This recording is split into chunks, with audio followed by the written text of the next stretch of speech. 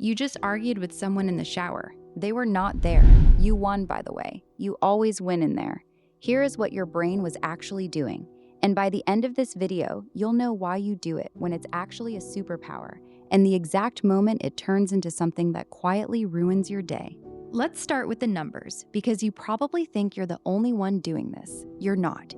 Researchers estimate that about a quarter of your waking life is spent in inner speech, talking to yourself inside your head. And a huge chunk of that isn't random noise. It's simulations, conversations that haven't happened yet, conversations that already happened, replayed with better lines, arguments with your boss, your ex, a stranger who was rude to you in 2019.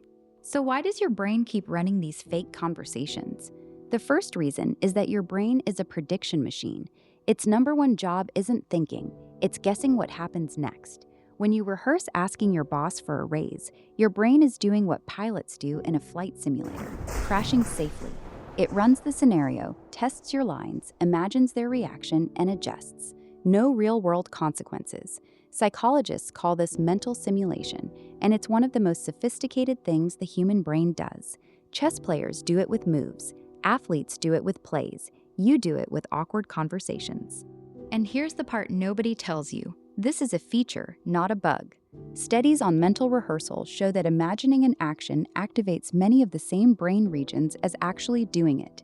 When athletes visualize a free throw, their motor cortex lights up. When you rehearse a hard conversation, your brain is genuinely practicing, laying down pathways so that when the real moment comes, the words are already worn in. That's why the speech you rehearsed 5 times comes out smoother than the one you winged. The second reason is more uncomfortable. Humans are obsessively social animals. For most of our history, being pushed out of the group meant death, not embarrassment, death.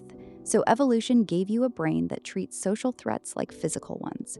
A conversation that could go badly registers in your threat system a lot like a predator does. Rehearsing is your brain patrolling the perimeter. If I say this, will they get angry? If I say that, will they leave?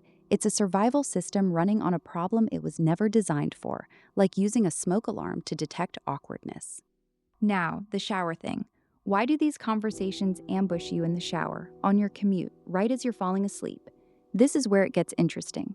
Your brain has a network that switches on the moment you stop focusing on a task. Scientists call it the default mode network. Default, because it's what your brain does by default when nothing else is demanding attention. And what does this network love? 3 things: thinking about yourself, thinking about other people, and time traveling, replaying the past and simulating the future. An imaginary conversation is all 3 at once. It is the default mode network's favorite meal. The shower removes your phone, your work, your distractions, and the network fires up like a projector in an empty cinema. There's one more piece: the arguments you replay from the past, the comeback you thought of 3 hours too late. The French actually have a phrase for it: l'esprit de l'escalier, staircase wit, the perfect reply that arrives on the staircase after you've already left. Why does your brain keep reopening that file? Because of something called the Zeigarnik effect.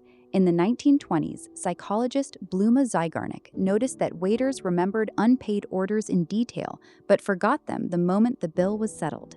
Unfinished business stays active in memory. A conversation where you didn't say what you wanted to say is an open loop. Your brain keeps replaying it, trying to close it, even though the other person has long moved on and is not, in fact, standing in your shower. So far, so good. Rehearsing is practice. It's social risk management. It's your brain closing loops. But here's the promise I made you at the start. The exact moment this flips from useful to harmful. The line is this: preparation moves forward, rumination goes in circles. If you rehearse a conversation twice and each time the plan gets clearer, that's preparation. Your brain is solving. But if you're on replay number 40, having the same argument with the same person, feeling the same anger, and nothing new comes out, that's rumination. And rumination is not harmless. Your body cannot tell the difference between a real argument and a vividly imagined one. Studies on rumination show that replaying an angry conversation raises your blood pressure and stress hormones almost like the real thing. Read that again. You are giving yourself the physical stress of a fight that isn't happening 40 times for free. There's also a sneakier cost. When you rehearse someone's reaction over and over, you start treating your imagined version of them as data. You walk into the real conversation already angry at things they never actually said. You've been fighting a puppet of them all week, and the puppet was written, directed, and voiced by you. Psychologists studying couples find this constantly. Half the fight happened before anyone opened their mouth. So what do you actually do about it? 3 things, all backed by research. First, change the pronoun. This sounds too simple to work. It works. Psychologist Ethan Kross ran studies where people prepared for stressful conversations. One group thought, "Why am I nervous?" The other group used their own name and you. "Why is Tayo nervous? What should you say first?" The second group was calmer, performed better, and ruminated less afterward. Talking to yourself like you'd talk to a friend creates distance, and distance is what rumination can't survive. You never spiral for hours about your friend's awkward meeting. Become your own friend. Second, give the loop an ending. Remember, replayed conversations are unfinished business, so finish them. Write down what you actually want from the real conversation. 1 sentence. I want to ask for the raise and hear a yes or a no. Research on expressive writing shows that putting a looping thought on paper helps the brain file it as handled. The loop closes. The projector shuts off if the conversation is one that can never happen, someone who's gone, someone you'll never see again. Write the whole conversation out once, both sides, and end it. You'd be surprised how often the brain accepts that as closure. Third, schedule it. If your brain insists on rehearsing, don't fight it. Make an appointment. This is a real clinical technique called worry postponement. You tell yourself, I'll rehearse this at 6 p.m. for 10 minutes. When the thought shows up at 11 a.m., you say, not now, you're on the calendar. 2 things happen. Half the time, by 6 p.m., the thought has lost its urgency and you skip the meeting entirely. And when you do sit down for it, 10 focused minutes of rehearsal beats 6 scattered hours of spiraling. You're not suppressing the thought. Suppressing thoughts famously backfires. You're containing it.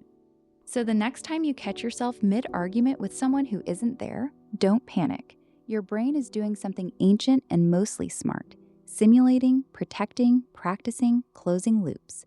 Just check one thing. Is this rehearsal number 2 or replay number 40? If it's moving forward, let it run. If it's going in circles, use your name.